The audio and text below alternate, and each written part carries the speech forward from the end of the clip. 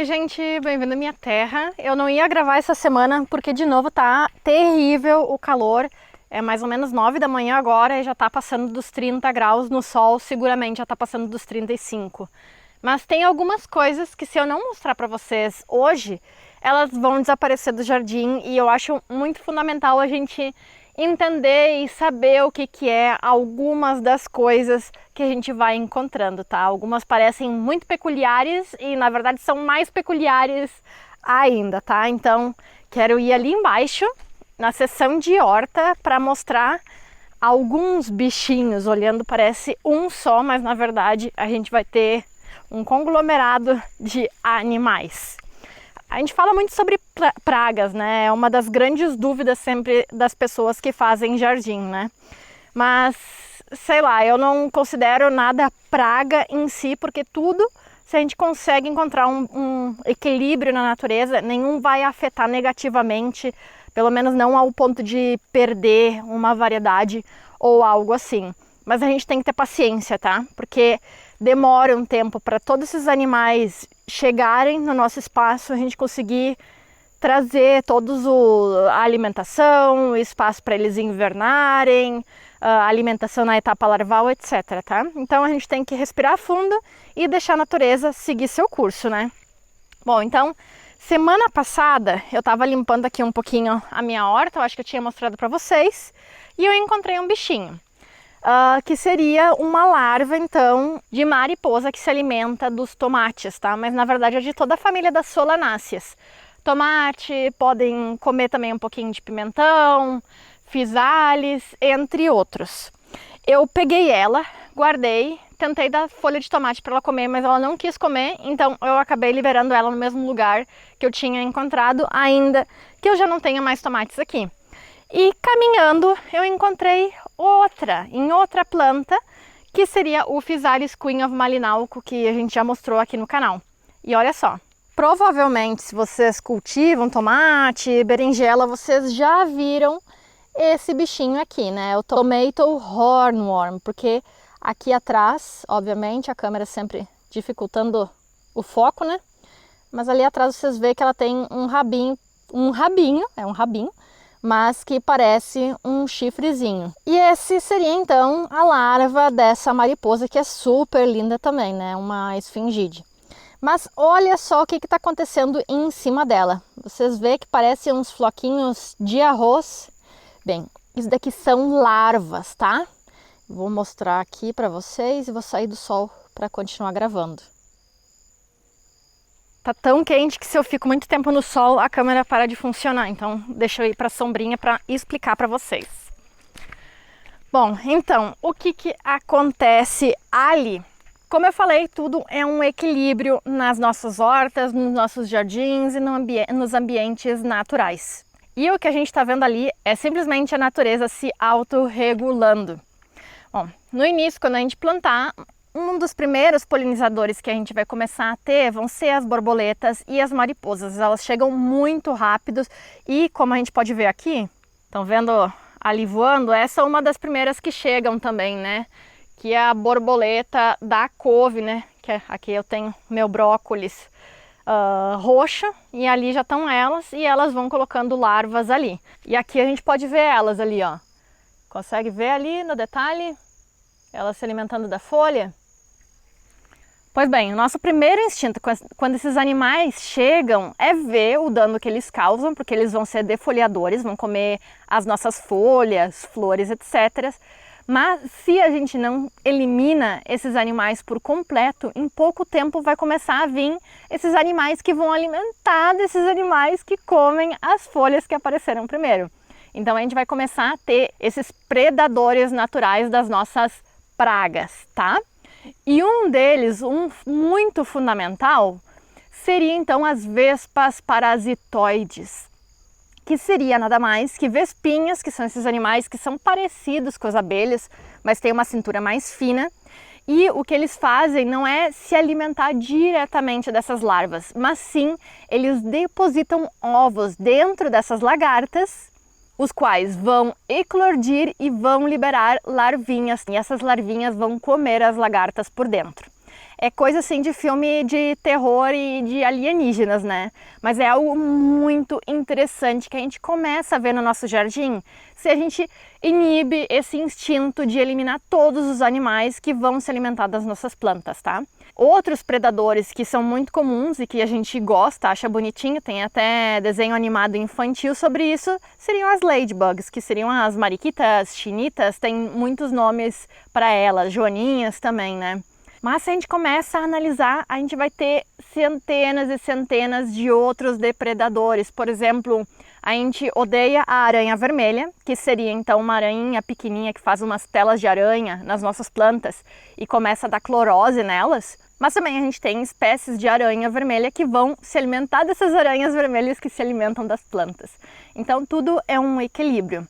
E uma coisa muito legal para começar a trazer esses animais é misturar também flores na nossa horta, porque as vespas, as larvas delas vão se alimentar desses herbívoros, mas os adultos também vão ter que se alimentar muitas vezes. E a maioria deles faz com néctar e pólen, tá? Muitas vespas são polinizadoras também. Então, quando a gente começa a misturar essas flores na nossa horta, a gente vai estar ajudando muito a esses animais virem.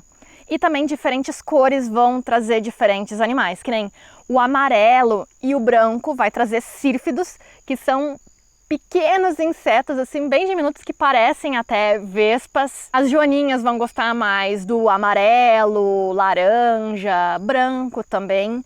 Então, quanto mais cores a gente vai trazer, mais desses predadores a gente vai estar trazendo e mais equilíbrio a gente vai ter no jardim. Então, a moral da história é: não matem completamente essas pragas e deixem que o tempo regule por si só esses animais. E assim a gente vai poder, digamos, abandonar a nossa horta e ela vai conseguir produzir sozinha, não sozinha com todos esses animais, mas sem a nossa ajuda, tá? Então aqui eu vou mostrar agora a ruga da couve, que essa sim, ela tem bastante quantidade nos nossos jardins. Então o adulto vai ser esse daqui, em coloração branca, muitas vezes ela tem bolinha nas asas, tá? E os adolescentes, as crianças, onde é que eu vi aqui? Deixa eu ver. Perdi elas agora. Onde é que eu tinha visto? Onde é que tinha mostrado pra vocês aqui? Não. Meu Deus do céu. Tava na minha frente. Gente, isso é bruxaria. Cadê o negócio? Eu recém mostrei pra vocês.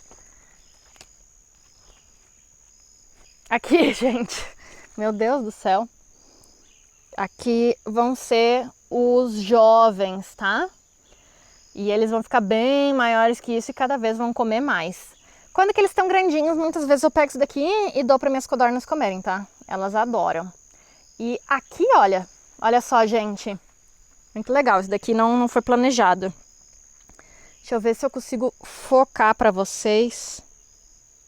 Vocês estão conseguindo ver aqui, olha, parecem ovinhos, mas eles ficam pendurados, eles não ficam na folha. Estão vendo ali? Vou deixar uma foto para vocês verem melhor, tá? Mas isso são ovos de crisopa, tá? Que é outro predador ferrenho dessas pragas, desses animais defoliadores na nossa horta, tá? Quando vocês vejam isso, deixem essa folhinha ali, porque esses animaizinhos aqui vão ajudar muito a gente no controle dessas pragas, tá? Então, se a gente vai olhando detenidamente na nossa horta, a gente começa a encontrar muitas coisas legais que vão ensinar, então, muita coisa pra gente. E aqui tem uma plantinha que começou a florescer também. Vou coletar sementes, eu acho ela muito legal, tá? É o Tanacetum vulgare. Olha que linda essas flores. Ela é medicinal, tá? E ela vai atrair muitos insetos no nosso jardim, tá? São os parentes da joaninha. São besourinhos. Esses daqui eles comem pólen também. Mas muito legal. Bem, e outra coisa que eu queria mostrar para vocês, tem alguns alhos, cebolas que eu já tinha plantado faz muitos meses e agora eles estão começando a brotar. Se a gente deixa um ou dois dessas variedades no solo, eles vão ser muito bons indicadores para mostrar para a gente quando a gente deve começar a plantar eles novamente nas nossas hortas, nos nossos jardins, tá? Esse daqui é um dos alhos normais, tá? A gente vê que ele já tá todo brotado aqui. Esse daqui eu acho que é um alho macho, também tá brotado. E lá para baixo eu vou mostrar que a cebola família também já brotou, tá? Então, essa é a época que a gente deveria começar a plantar eles, tá? Porque eles estão quebrando a dormência. Igual que os lírios também, gladiolos ali, um lírio branco já tá brotando sozinho também. Então, mesmo ponto, né, que eu tava falando dos insetos, se a gente começa a observar a natureza, a gente começa a perceber várias coisas e nos faz saber muito mais facilmente como plantar, como cuidar e que plantas a gente deveria misturar, tá? E outro sinal é aqui do lado, que a gente pode ver que os girassóis também, eles ainda estão produzindo flores. Esse é o girassol Argófilos, tá? É um girassol que dura muito mais tempo e dá várias cabecinhas pequenas de flores, tá? Então, vão ser várias flores assim. Eu acho muito mais legal que o girassol normal. Mas, como a gente pode ver, ele já tá com muitas cabeças maduras. Isso quer dizer, então, que essa temporada de calor tá terminando. Então, observem, tá, gente? Isso é a coisa mais fundamental e muita gente passa batido, né? Observar a natureza vai ser a melhor coisa para a gente saber como desenvolver os nossos jardins e ver como acontece o equilíbrio natural, tá? Nada é exterminado nos nossos jardins, tudo é equilibrado, tá bom? E eu tinha mostrado num dos últimos vídeos que uma flor estava quase por abrir. E olha só agora, gente, as anêmonas já começaram a abrir as primeiras flores, já faz umas 2 semanas, mas olha isso, que flor perfeita! Ela já tá perdendo as pétalas quando a gente toca, mas olha isso, gente. Essas são flores, então, mais subtropicais, elas precisam temperaturas de menos de 20 graus por alguns meses para que ela consiga florescer, tá? Esse é o primeiro ano, mas olha isso também. Além de anêmonas japonesas, também são chamadas de anêmonas do vento. É muito linda, linda demais. E agora, em todos os locais do meu jardim, elas estão começando a florescer. E tem mais algumas coisas, então, aqui do lado. Vai ser um vídeo super rapidinho, porque não dá para aguentar o calor aqui fora, tá? Mas olha só. Há um tempo atrás eu plantei, acho que foi com vocês, as cebolas famílias aqui. Já faz uns 2, 3 meses. E como eu plantei em um local drenado, que é super importante para os bulbos plantar em local drenado, elas ficaram em dormência e quando começou a baixar as temperaturas, porque deu semana passada umas temperaturas mais baixas, elas quebraram a dormência. E agora elas estão aqui. Quando eu comecei a perceber que elas quebraram a dormência, eu tirei o trigo sarraceno dessa zona. Aqui está o trigo sarraceno ainda. E deixei elas se desenvolverem. Então, um pouco de sombra enquanto elas estão dormindo é bom, tá? Porque elas não secam completamente. E quando elas quebram a dormência, é só tirar, expor elas ao sol e elas vão começar a se desenvolver. Vou esperar umas semanas mais, porque aí essas eu vou colher antes. E depois eu vou plantar mais aqui nesse carreiro, lembrando sempre bem drenado, tá? Agora não adianta, tá muito calor para fazer isso, mas eu acho que em uns dias mais já vai melhorar. E se lembram que eu tinha vendido dálias para vocês, tinha mostrado como podar elas. Olha só, onde eu fiz a poda delas, embaixo, saiu 2. Eu já podia até cortar aqui de novo para ela engrossar mais ainda. Mas olha quantas florzinhas. E algumas já abriram, já tem. Aqui, ó. Olha a dália. E ali tá a mamangava trabalhando nela. E as vermelhas simples ainda não abriram, mas já estão cheias de botões florais também, tá? A gente vai ter uma maravilha aqui agora no outono. Agora é uma época de transição, a gente começa a ver algumas coisas começando o desenvolvimento, mas não é uma época de muita floração, vai ser em algumas semanas novamente, tá? Então a gente está passando por uma transição no jardim. Mas como deu uma chuvinha, essa semana já comecei a fazer mais alguns canteiros aqui. Vou mostrar rapidamente para vocês. mas eu já quero terminar o vídeo que eu preciso ir para sombra. Então aqui a gente já tinha plantado as Watsonias ali atrás, eu já tinha plantado a Vernantura, agora eu plantei uma Vernônia aqui na frente, ela já está brotando embaixo também. Aqui eu coloquei um capim Vertigo, que tem essa coloração mais escura aqui, e comecei a abrir aqui para trás, tá? Eu plantei uma Fotinha, tem que dar uma chuva para tirar esse calcário aqui de cima. Uma Fotinha aqui.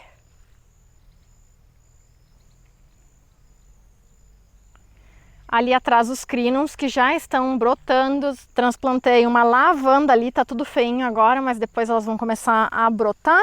Aqui também 3 rudbeckias que agora eu tenho para venda novamente também. E aqui uma planta que eu já queria faz muito tempo. Ela tá sofrendo com o calor agora depois do transplante, mas que seria um capim do Pampa, tá? Essa planta é genial, genial.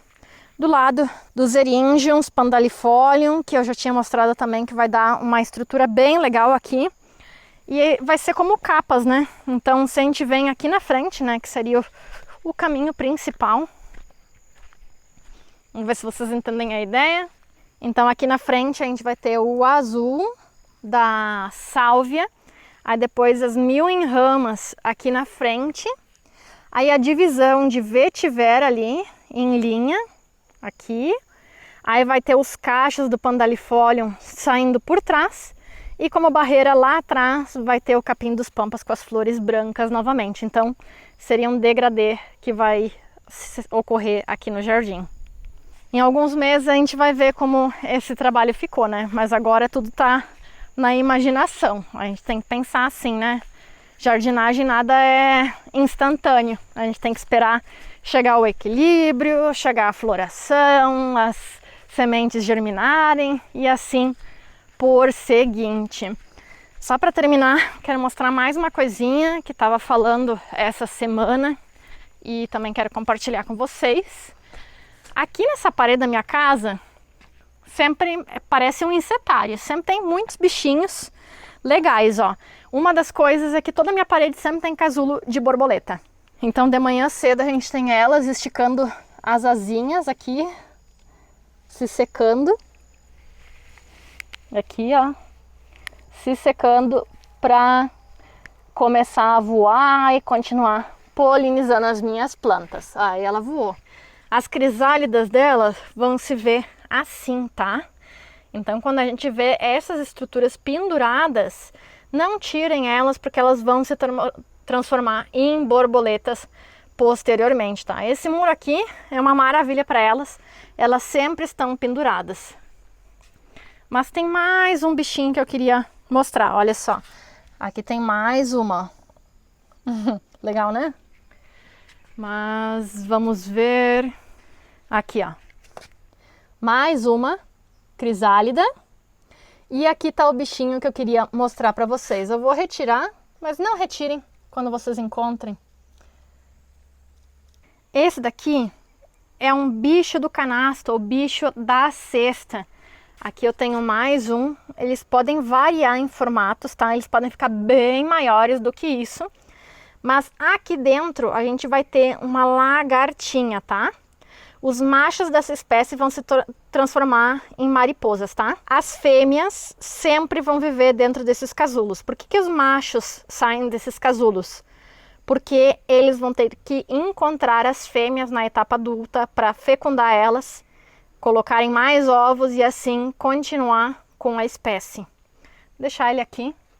Ele vai subir a parede depois quando se sentir confortável. O bicho do canasto é um bicho muito mal visto porque ele também é um defoliador, tá? Ele vai se alimentar das folhas das nossas plantas, mas eu acho algo muito legal porque ele consegue criar esse cesto ao redor dele com seda, misturado com um palitinho, às vezes pode misturar com um pouquinho de barro também, folhas, para ele conseguir se proteger. Se vocês encontram um morto e tentam, a gente fazia isso muito quando eu era pequena, de pegar os casulos deles quando o inseto já não estava mais dentro e tentar quebrar isso, e é quase impossível. A seda é algo muito forte. Então, essa é uma forma deles se protegerem e eu acho isso muito, muito interessante. É uma inteligência, né, inconsciente que eles têm muito, muito legal. Então, ao invés de eliminar eles, vamos dar valor a essa evolução, a toda essa inteligência intrínseca que a natureza tem, tá? Um se protege, o outro depreda, e assim a natureza vai ficando em equilíbrio e a gente tem toda essa maravilha para desfrutar também, tá? Bom, era isso para esse vídeo, eu só queria mostrar essas coisinhas pontuais, porque eu acho muito interessante que vocês saibam e também mostrar essas plantinhas que já estão quebrando a dormência agora para essa temporada de outono. Espero que tenham aprendido alguma coisa nova e até a próxima. Tchau!